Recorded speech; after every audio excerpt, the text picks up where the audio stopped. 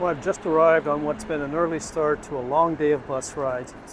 I took a bit of a nap and I woke up, I had the strangest dream that I owned a bar. Sometimes dreams come true. I'm Johnny Cocktail. Welcome to my cocktail mine. I'm in Setúbal with Tracy Thompson.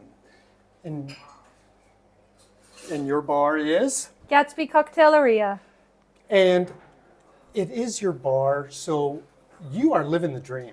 Yeah, my husband and I, very lucky in our next chapter of life to get to do a dream of mine. My husband joined me along for the ride to open a craft cocktail bar, and we happen to be in Setúbal, Portugal, so that's where the bar is. So you were here before. You didn't pick Setúbal to come and open the bar. No, we've been in Setúbal for just about 4 years. It's a great city, about 100,000 people, really nice, vibrant immigrant community, and lots of things to do, beautiful beaches, great food. But one thing that I felt was missing with my husband Derrill is we felt there was nowhere in the winter when you want to be inside, somewhere cozy, somewhere with soft, comfortable furniture, somewhere for people like us to go to have a drink either before or after dinner, or a place to celebrate with friends, little moments and big ones. So after a few years here, we decided that since there wasn't anything like what we were looking for, we decided to build it.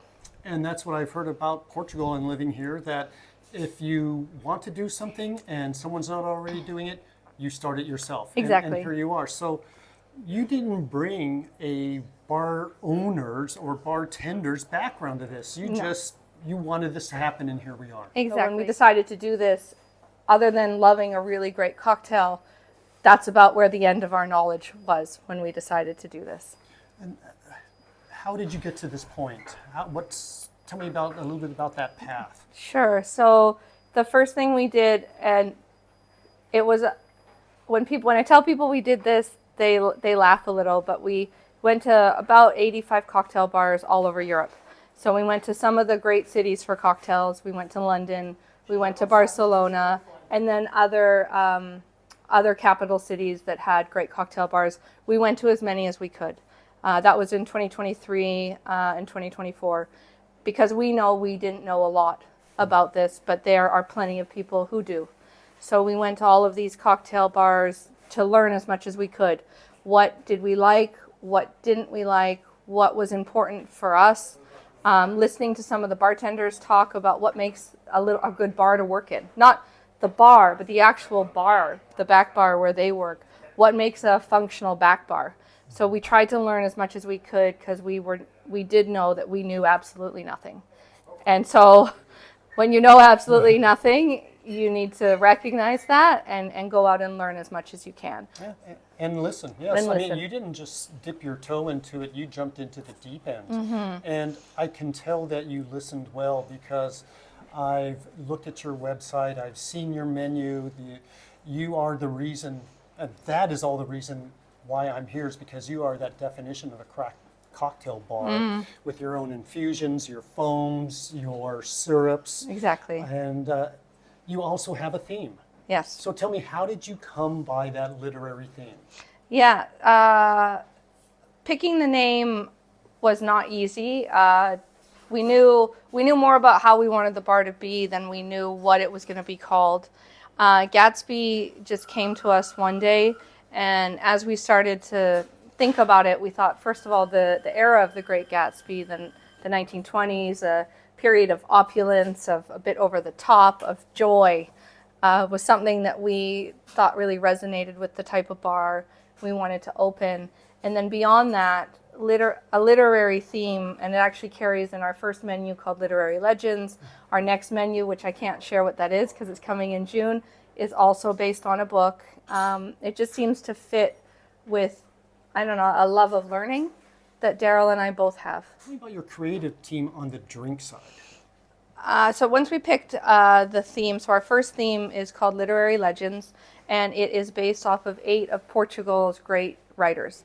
The reason we picked that as our theme is we knew that being in Portugal, which is only in the more recent years sort of become a place where there are cocktails, it was not very common in decades past. So they're a bit more new to cocktail culture. And also, Setúbal is a really working class city. And there's a lot of hardworking people, but there's not a lot of people enjoying cocktails. So we thought, what can we do to build something that might connect with the Portuguese people? Because our city is about 95% Portuguese. So we had to do something that made people feel a bit more familiar. So we came up with literary legends. We picked 8 of the great writers, and then I went to work researching about these writers. So what were their important works? Who were they? What kind of people were they? So I think probably the most recognizable name on the menu is Fernando Pessoa. Fernando Pessoa was a great writer in the early 1900s, probably Portugal's most famous, and he had what are called heteronyms. So heteronyms were very distinct, different personalities, and he wrote under each of them. So I think today we might say he would have had multiple personalities, but back in the 1920s he called them heteronyms.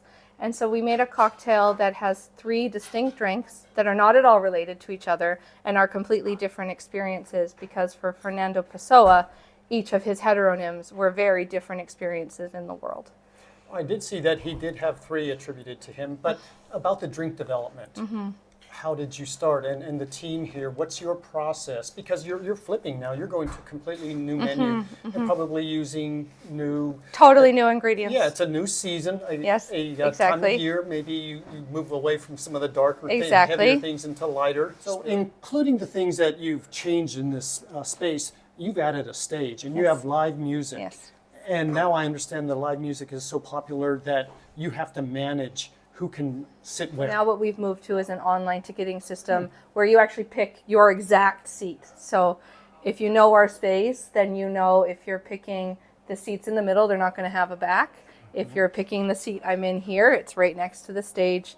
And that has really helped, I think, set people's expectations properly. 'Cause I think so much about life is mismatched expectations. That's where things go wrong, is where somebody expects something and gets something else. So when we do various things, we try and keep that in mind. That's why when in our cocktail menu, there's a picture of every single cocktail.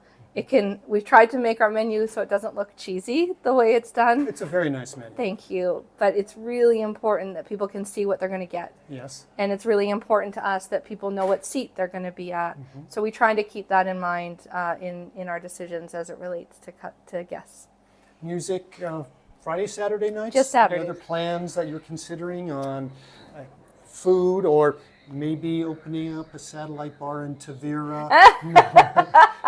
Okay, let's talk about dreams. Our dream is to get the street out front, which is called Rua Ronches Jonqueiro. It's a street up to the Miradora in Setúbal. It's a very historical street, but right now car traffic is allowed. Our goal next year would be to work with the municipality on finding a responsible way to get Rua Ronches Jonqueiro closed at least part of the day. Mm-hmm. Maybe not in the mornings. I understand there are concerns with residents getting groceries, people needing to stock their businesses. It makes sense. Mm-hmm. But we're going to work with the city to see what we can do, because we would love to have outdoor seating. So yes. That's a dream. Mm-hmm. Another dream we have is that maybe a restaurant goes in our neighborhood that might want to partner with us on food. Okay. So food is not an area that Derrill and I feel strongly that we can go into and deliver the same kind of experience as we have been able to with our cocktails. And we only want to do things that we know are the best. So the best that we can do. It's a thing. We're not going to rush into it. We want to get through this first summer, have our team really gelled and set, and get through the first menu change, make sure we've nailed our processes before we add on something really big. And food is a really big, to us, it feels like a really big deal. I understand. And then the only other dream one day, somehow, is to open a tiki bar. Oh, I'll be back. Yeah, I don't know how, I don't know where. Like maybe it's even like, I don't know, like a tiki portable trailer. I don't know. But that's something that we just think would be really fun. Pop-up tiki. A pop-up tiki. Mm-hmm. So these are just dreams. Nothing for now. Well, you're living a dream, and it sounds like your team also has a dream experience here. Tell me a little bit more about how you've crafted. It sounds almost like family as well as it is team. Derrill and I both we really love people, and we really value people, and we wanted to build a work environment where the young people that were going to come and work for us, because it's a bar, it's going to be young people, that they had an experience that was healthy and positive, a place where they could grow, a place where they could build on some of their dreams. So for our lead server, her name's Gabby. She's also our marketing coordinator. So I make sure to set aside some time every week where I'm on the floor serving customers, and Gabby is doing marketing, so she can build that. And she actually has plans to go get her master's in that area now. So that feels really good. Our lead bartender, Pedro, I know one day he wants to open his own bar years from now back in Brazil. And I hope that we give him an example of how you can treat people and listen to their ideas and respect them and provide a really healthy environment, and how much you get paid back as a business owner. Our team is dedicated, committed, caring, kind. They are some of the nicest people you could ever meet, and are always here to support us back.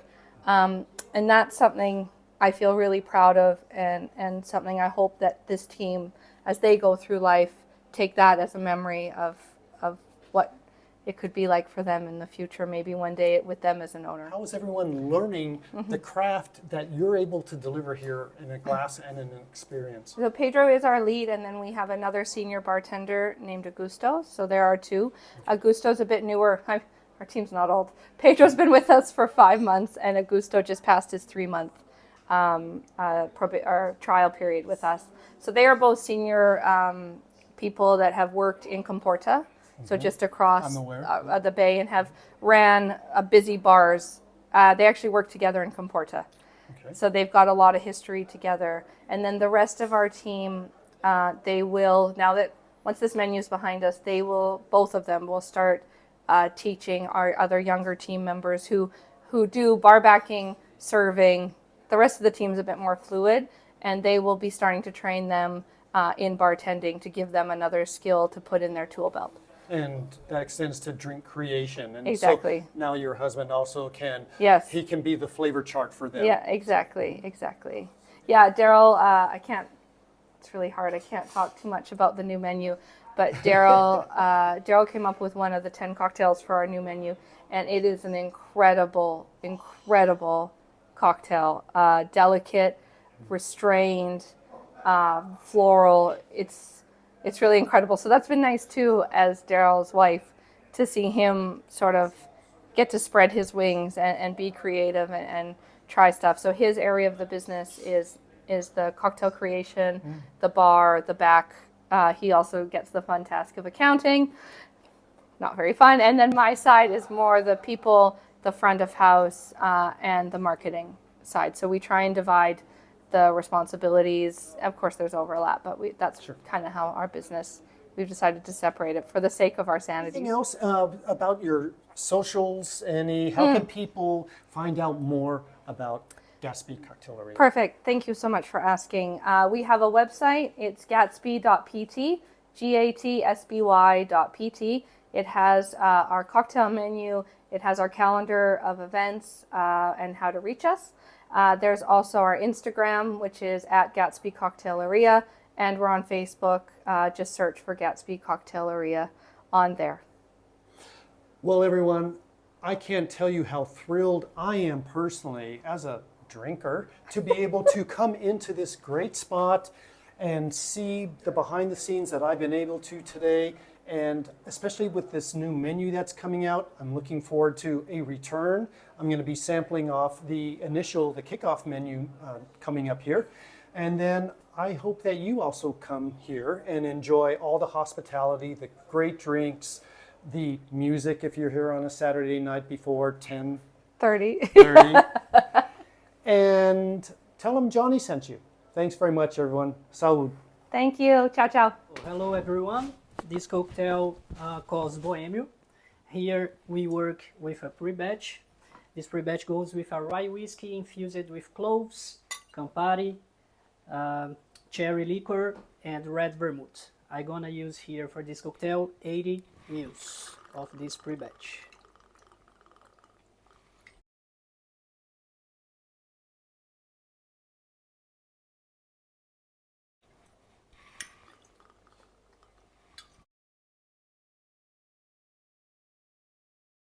Okay, and now you add some ice.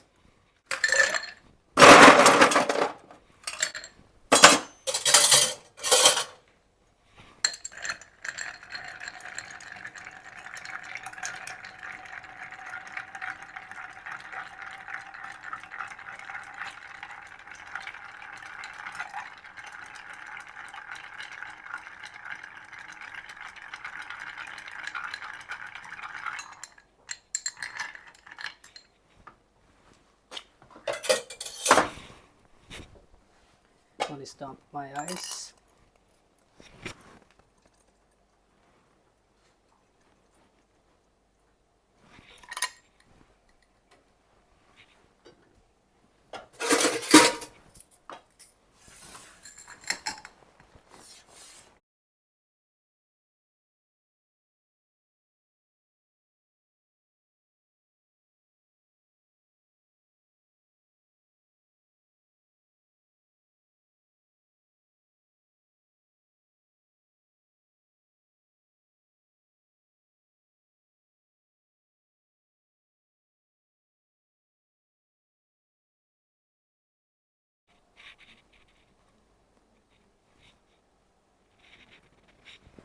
And this one is the Bohemio.